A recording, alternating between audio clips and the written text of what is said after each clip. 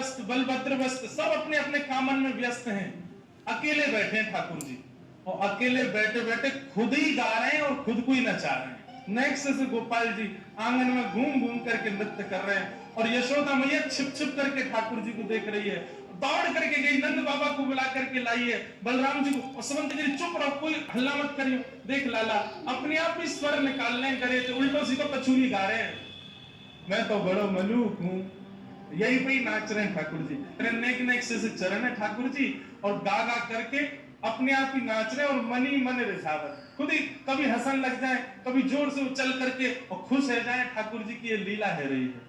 कभी जोर से बाबा नंद बाबा कह करके बुलावे और नंद बाबा के हाँ लाला, तो जैसे नंद बाबा दिख जाए उनको देख के फिर नाचन लग जाए, अपना नृत्य दिखा रहे हैं। नेक्स्ट से गोपाल जी, छोटे से गोपाल जी हाथ में मक्खन लेने में नेक नेक को चाहते हैं और चाटते चाटते इतनी सुध नहीं है ठाकुर जी की मेरा हाथ टेढ़ हो मक्खन गिर जाएगा, इतनी सुध नहीं है। नेक्स्ट से गोपाल जी छोटे बालक को पता ना अरे सामग्री गिर रही है, तो ऐसे हाथ कर लें चाटने लगे, ऐसे ही रहने से मक्खन गिर के उनके तन पे लग जाए। और कभी ठाकुर जी नाचते नाचते नाचते नाचते जैसे ही खंबान में लगे भय दर्पण के आगे पहुंच जाएं, तो एक बार आगे निकल के फिर वापस आवे और फिर अपने रूप को देख करके कभी बंदरन जैसे मुंह बनावे, कभी जोर जोर से चिल्लावे, कभी दूर से दौड़ के आवे और अपने प्रतिबिंब से कछु बात करवे लग जावे।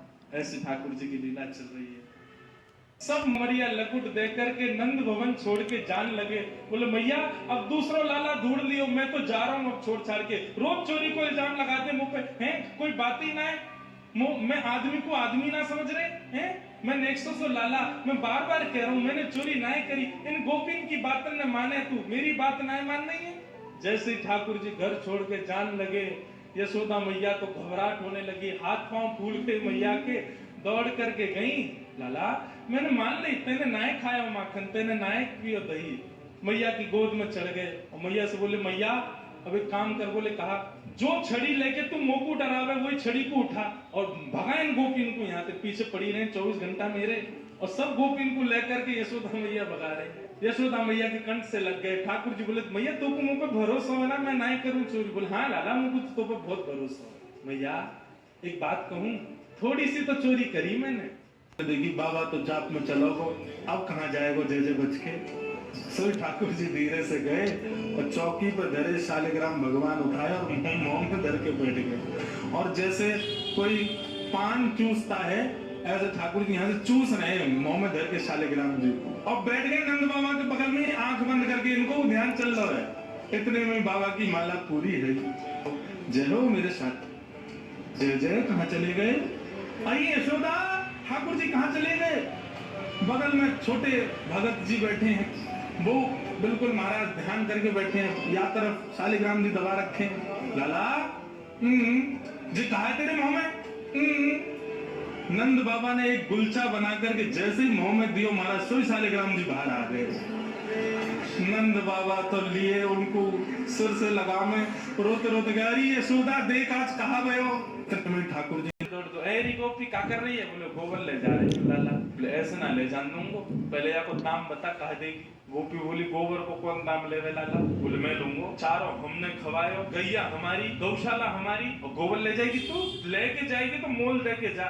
गोपी बोली लाला बता कहा दाम दूं? जितनो गोबर ले जाएगी उतनो मक्खन दे दे बदले। गोपी बोली अच्छा लाला ठीक है दे दूंगी मक्खन, ले जान दे अपने। ठाकुर जी बोले हम पे गिनती तो आवे ना, हम गिनती कैसे करेंगे, तू कितनी गोबर ले गई? गोपी बोली अच्छा लाला एक काम करें। बोले कहा एक परात गोबर ले जावे पे तेरे मुंह पे एक गोबर की बिंदी बनाई दूंगी, पर अंत में उन सबरी बिंदी ने गिन लेंगे उतना मक्खन दे जाऊंगी। ठाकुर जी बोले हाँ जे बढ़िया है। अब तो गोपी ले जावे, नेक्स्ट से गोबर निकाले वा की बिंदी बनावे और लाला के मोड़े पर लगा दे। बोले अंत में यशोदा मैया तो गिनवा दूंगा कितनी बिंदी है, यहाँ बिंदी, यहाँ बिंदी, यहाँ बिंदी, बार बार। अब गोपी का गोबर का काम हो चुका है, लेकिन फिर भी आ रही है कि ठाकुर जी को बिंदी लगाऊंगी, और ठाकुर जी प्रतीक्षा कर रहे हैं ठेकेदार की तरह खड़े।